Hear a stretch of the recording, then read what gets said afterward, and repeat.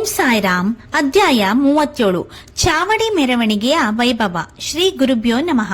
ಶ್ರೀ ಸಾಯಿನಾಥರ ನಿತ್ಯ ಜೀವನ ವರ್ಣನಾತೀತವಾಗಿದ್ದು ಅವರು ಸದಾ ಬ್ರಹ್ಮಾನಂದದಲ್ಲಿ ತಲ್ಲೀನರಾಗಿದ್ದರು.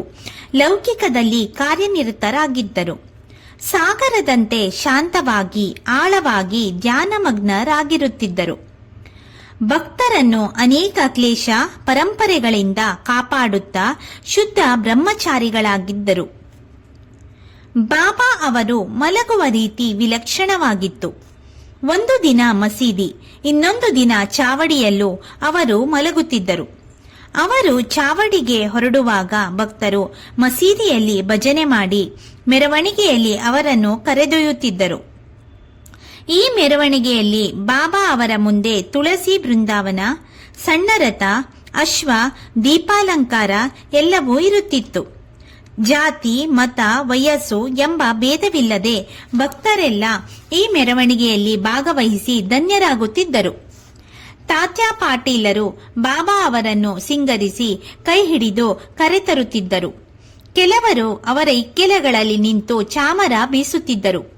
ತಾತ್ಯಾ ಅವರು ಬಾಬಾ ಅವರ ಬಲಗೈಯನ್ನು, ಭಗತ್ ಮಾಳ್ಸಾಪತಿಯವರು ಎಡಗೈಯನ್ನು ಹಿಡಿದು ಸಾಗುತ್ತಿದ್ದರು. ಭಕ್ತರು ದಾರಿಯಲ್ಲಿ ಶುಭ್ರವಾದ ವಸ್ತ್ರವನ್ನು ನಡೆಮುಡಿ ಹಾಸುತ್ತಿದ್ದರು.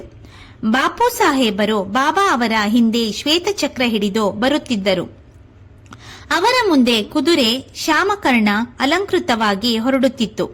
ಸಂಗೀತ, ತಾಳ, ಮದ್ದಳೆಗಳ ನಡುವೆ ಹರಿನಾಮ ಸಂಕೀರ್ತನೆ ನಡೆಯುತ್ತಿತ್ತು. ಬಾಬಾ ಅವರು ಚಾವಡಿಯ ಎದುರು ನಿಂತಾಗ ಅಪೂರ್ವವಾದ ಶೋಭೆಯಿಂದ ಕಂಗೊಳಿಸುತ್ತಿದ್ದರು.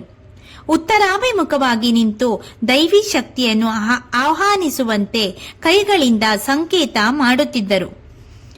ಆಗ ಕಾಕಾ ದೀಕ್ಷಿತರು ತಟ್ಟೆಯಲ್ಲಿ ಹೂಗಳನ್ನು ತಂದು ಬಾಬಾ ಅವರನ್ನು ಅರ್ಚಿಸುತ್ತಿದ್ದರು.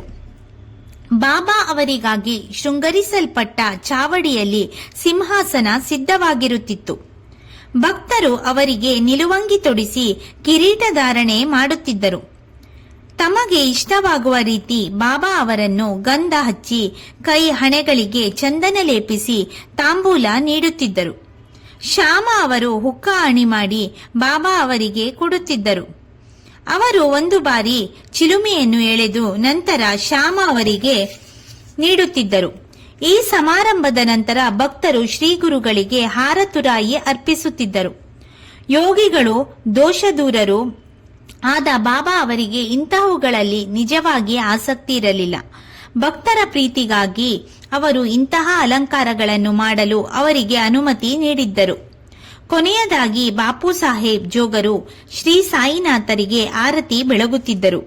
ಭಕ್ತರನ್ನು ಆಶೀರ್ವದಿಸಿ ಬೀಳ್ಕೊಂಡ ಮೇಲೆ ಬಾಬಾ ಅವರು ತಮ್ಮ ಹಾಸಿಗೆಯನ್ನು ತಾವೇ ಸಿದ್ಧಪಡಿಸಿಕೊಂಡು ಯೋಗ ನಿದ್ರೆಗೆ ಹೋಗುತ್ತಿದ್ದರು.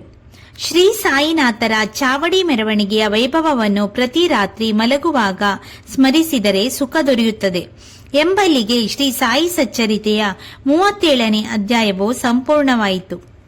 ಓಂ ಶ್ರೀ ಸಾಯಿನಾಥಾಯ ನಮಃ.